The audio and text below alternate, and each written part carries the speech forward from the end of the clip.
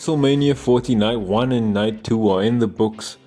And man, was it one of the best WrestleManias of all time. Yes, Night 1 was a bit slow, but Night 2 picked up WrestleMania 40 by the hair and dragged it to the very top of the best WrestleManias of all time. Here is my WrestleMania 40 review. Let's not waste any time and let's go to the main event of Night 1 and Night 2. Night 1 was Cody Rhodes and Seth Rollins versus The Rock and Roman Reigns. If Cody and Rollins wins, it will be a straight one-on-one match, but if The Rock and Roman Reigns wins, it will be bloodline rules for the main event at WrestleMania 40 Night 2.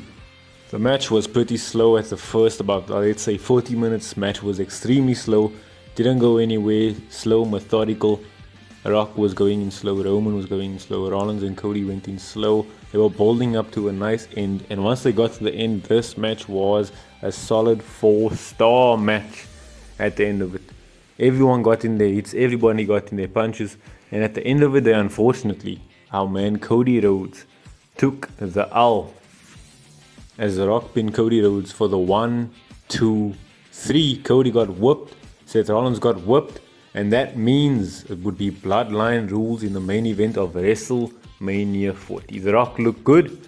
He looked like the boss. He looked like he was in charge of Roman Reigns, not gonna lie. But let's go straight ahead to the main event of WrestleMania 40. Cody Rhodes versus Roman Reigns for the undisputed Universal title match. This match had it all. Spectacular. Started off just the two of them, building up nicely. No interferences for a solid 25 minutes. Just the two of them in the ring, beating each other up. Cody had a couple of close moments. Roman had a couple of close moments. Back and forth, back and forth, back and forth. Both injured from the night before, or a bit beaten down. So nobody really gave the other one an easy way to get a finisher, to finish the match off quickly.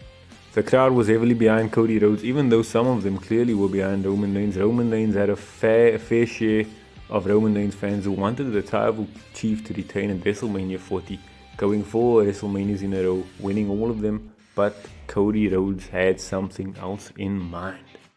Like always, the Bloodline and Roman Reigns matches always has a bit of shenanigans. Jimmy Uso gave Cody Rhodes a super kick to stop him from defeating Roman Reigns, but Jey would come to the rescue, spearing Jimmy through a table off the stage of the WrestleMania ramp. When Cody got the upper hand again, it was Cody and Roman left all in the ring. Cody Rhodes got off 2 crossroads, but like every other match, Solo Sikoa got involved and gave Cody Rhodes a Samoan spike. Hopefully, Roman Reigns could capitalize on this and he would win. Roman Reigns hit Cody with a spear for Cody to kick out. Then Roman Reigns hit Cody with a Samoan spike and a spear, and Cody Rhodes kicked out once again. This part of the match, Solo Sikoa was demanding Roman Reigns and giving him Roman Reigns orders. So much for the head of the table. Roman Reigns in this match was slowly losing his power within the Bloodline as far as I could see. But with Bloodline rules, it was no disqualification. And guess who came out? Yes, it has been rumored for a while. It was John Cena. Once that music got kicking ass, I can't lie, I had a massive smile on my face as John Cena came running in the ring. He gave Solo Sikoa a couple of punches to the face, knocked him out of the ring, gave Roman Reigns an attitude adjustment, and put Solo Sikoa through the announce table. And then straight after that, we had The Rock come out. And the moment I say The Rock did look like the final boss in this part of the segment. When he was walking down to the ring, he looked like he was pissed off at John Cena. And The Rock looked like a damn tall man next to John Cena. John Cena is 6'1". The Rock is about 6'4", but he looked like a giant. He was towering over John Cena. And he showed to everybody why he's the final boss, giving a rock bottom to John Cena. And out of nowhere, we had the Shield music. Dee-dee.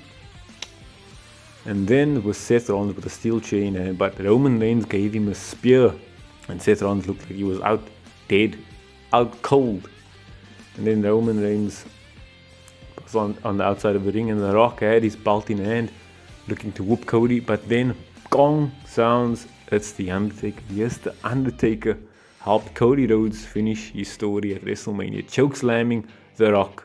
And once the gong went off again, the lights went down. It was just Cody Rhodes and Roman Reigns in the ring once and for all. And this would determine who would win? Would Cody win and become the undisputed Universal Champion, or would Roman Reigns retain and keep the bloodline at the very top of the wrestling industry?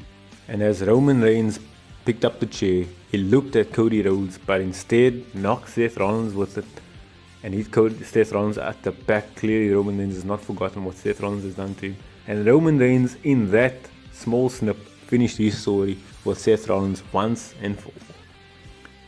Then Roman Reigns went to the corner, aiming at Cody Rhodes, looking to hit the spear, but Cody Rhodes countered, kicking him in the face, and hit one crossroads, the second crossroads, and the third crossroads, as Cody Rhodes pins Roman Reigns for the 1, 2, 3. Cody Rhodes finishes his story at WrestleMania 40, becoming the new undisputed champion.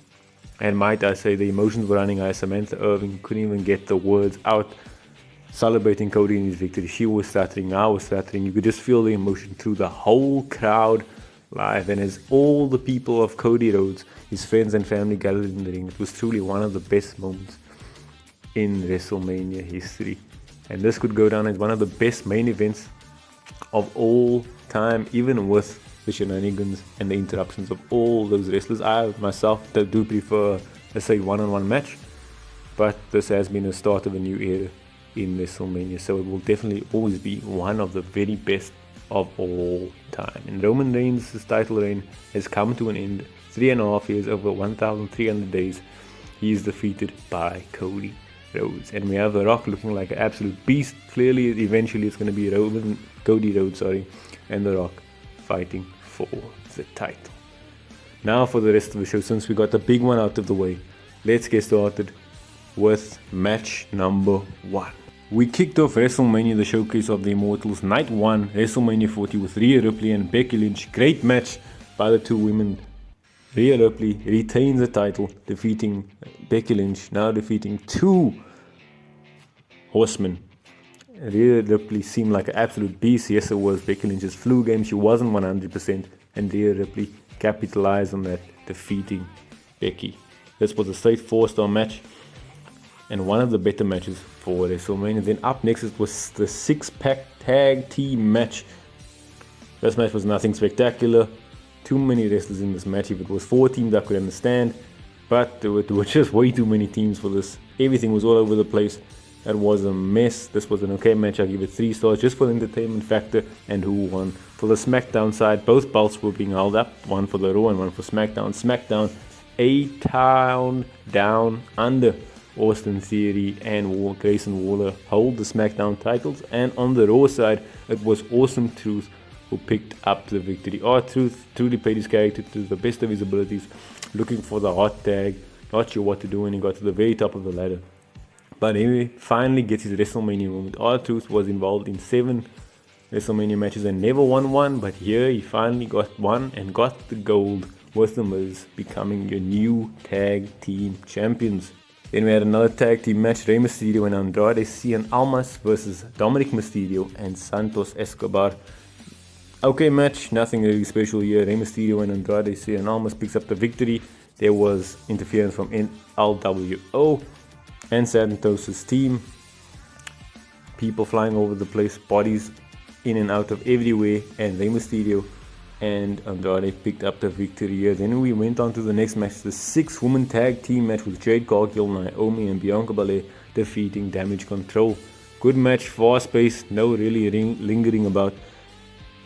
Naomi put on a good performance, Bianca Belair put on a good performance, and Jade Cargill put on a performance to prove that she is an absolute tank and a beast, throwing around Damage Control, giving them heavy slams, and they pick up the victory here. Another solid match. I give this one 3 stars. Then we had the Intercontinental title match. This one took me back. I was not that impressed with this match. I mean, we have Sami Zayn and Gunther. Gunther, the longest reigning Intercontinental champion of all time, over 660 days, 666 to be exact, lose to Sami Zayn.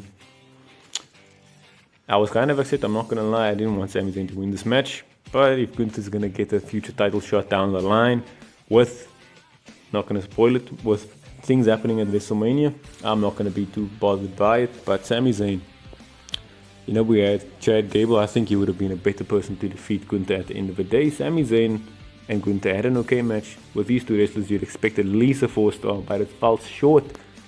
Sami Zayn was just taking beating after beating after beating against Gunther and pulled out a move, the Brainbuster, off the turnbuckle, knocking Gunther out, taking him by surprise. Gunther was shaken after this, taking 3 Aluva kicks, and it was 1, 2, 3. Sami Zayn got the win, dethroning Gunther, becoming the new Intercontinental Champion. Then, the worst match of WrestleMania, Jimmy versus Jey Uso. This match was poor at best. I give this match 2 stars. The two just didn't look like they had that much chemistry in the ring, surprisingly, even though they've been tag teaming for over a decade. Maybe they're just not each other's best opponents. Got to a point where it was super kick, super kick, super kick, super kick, just one to the other, which was cool. I enjoyed it, but this had so much more to offer. I thought Jimmy was going to get the win, but instead they gave it to Jey, who didn't really need the win. And that was that. Nothing spectacular from this match. Kind of left everybody upset in the end. And then we had a match between Rollins, Cody, and The Rock and Roman Reigns, which we already discussed, ending night 1. And then we had night 2, the saving grace of WrestleMania. If you look at night 1, I give it night 1 a solid 3-star WrestleMania. Nothing spectacular at all, with the final match with Cody Rhodes, Seth Rollins versus The Rock and Roman Reigns. And the women's match between Rhea, Ripley, and Becky, there really wasn't anything spectacular. There could have been much more that could have been done. But we had night 2, the saving grace of WrestleMania. I give this one 5 stars. If WrestleMania was just night 2, this could have been the best WrestleMania of all time. And we got it kicked off with the World Heavyweight title match, Seth Rollins versus Drew McIntyre. This match didn't hesitate, with Drew hitting Seth with a Claymore kick within the first 3 seconds. I was like, oh my goodness. I was taken back. I thought Drew McIntyre was going to win this one in the first 3 minutes. That's how I believed it was going to go. But Seth Rollins pulled out everything that he had left and left nothing on the table. In pain from his previous match against The Rock and Roman Reigns, trying to help Cody defeat the bloodline. He was in pain, but still found a way to give Drew McIntyre a couple of scares. But in the end, Drew McIntyre won, hitting Rollins with a Claymore kick. Drew McIntyre is your new World Heavyweight Champion, and you could see the emotion, the sadness on Seth Rollins' face, how much the title truly meant to him. And I was taken aback. I was sad for Seth Rollins. I was like, come on, man, I want this man to do more. Drew McIntyre celebrated his victory, going over to his wife and taunting CM Punk, which was a huge mistake, as CM Punk fought back, tripping Drew McIntyre, taking him off his arm brace and beating Drew McIntyre with it. And guess who came out? Damian Priest.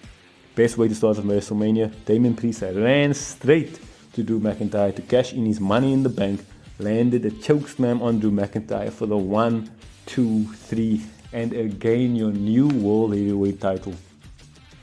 Your new World Heavyweight Champion, Damian Priest. Great way to start WrestleMania Night 2. Great start. We had a good match with Seth Rollins and Drew McIntyre. Gave it 4 stars. Effective, fast-paced. Really felt the tension. And then the cash-in.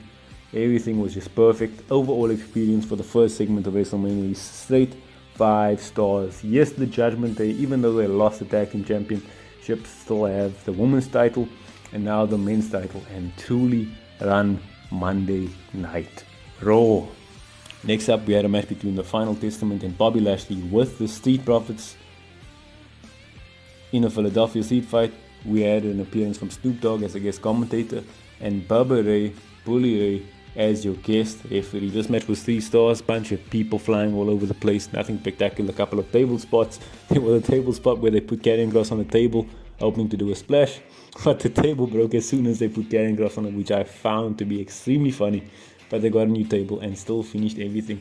Final Testament once again look weak. I thought they were going to give this match to the Final Testament just to give them something, give Karrion Kross something, AOP something, but instead they gave us to Bobby Lashley and the Street Profits. I'm not sure what they're going to do with the Final Testament. They are looking extremely weak, and I think they should just fire Karrion Kross once again. Okay, if not fire him, repackage him maybe for the 4th time, or give him something else to do, because he's not working as a wrestler. Maybe they should keep him on the undercard I'm not sure, because this man is falling far below his expectations every single time he gets in the ring. The next match we had AJ Styles versus LA Knight. This match's build was not the best, considering the two stars in this match, AJ Styles and LA Knight. This match had so much more to give. Solid match, not really complaining. Put on a good performance, but this match could have been much more WrestleMania match worthy. It wasn't a 4-star match, it was a 3-star match at best. If this was on SmackDown, I could understand. I'll say, oh, it was a good match. But on WrestleMania, it was an okay match. Nothing spectacular. LA Knight picked up the victory against AJ Styles. Correct decision. And Cody Rhodes got a new theme song, which is bad. Up next, the US title match. We had Jake Paul defending his title against Randy Orton and Kevin Owens. Good match by all three. Logan Paul, every match he has, he's slowly growing on me. Every single time. And it was the usual Jake Paul match with his shenanigans, with the prime mascot being I Show Speed, another YouTube celebrity there. Great match by all three people. RKO was out of nowhere. Kevin Owens showing everybody he's a wrecking ball, and Jake Paul being an opportunist, taking everything that he can possibly take. He retained his title with an amazing 5-star frog splash off the top rope, pinning Kevin Owens for the 1, 2, 3. Hopefully the feud will continue with Randy Orton and Jake Paul. If Jake Paul wins Randy Orton, he's definitely going to be on a trajectory to probably win the world title or undisputed title within the next 2 years. So we got to watch out for that feud. If the feud does happen and Jake Paul pulls out the victory, it's clear WWE has incredible high hopes for Jake Paul. And then the final match of this review, Io Sky versus Bayley. This was probably my favorite match of the night, obviously besides the Bloodline stuff, Seth Rollins and Cody Rhodes, The Rock, which I think this match was better than, but not better than the main event between Cody Rhodes and Roman Reigns. That should be put aside. But if it was just a straight wrestling match besides all that other extras added to it, this was the match of WrestleMania. Io Sky and Bayley put on a classic. I gave us 4 1/4 quarters. Io Sky wasn't the biggest fan of her. Rarely watched all of her matches. But after this, Io Sky is probably one of the best female wrestlers on the roster. She is so smooth in the ring, acrobatic, high flying, can do everything. She is the woman of the sky after all, and she's truly one of the best in there. Bayley finally showed everybody that she can do the biggest and best things at WrestleMania, and Bayley picked up the victory against Io Sky, finally getting a WrestleMania moment and becoming a new women's champion.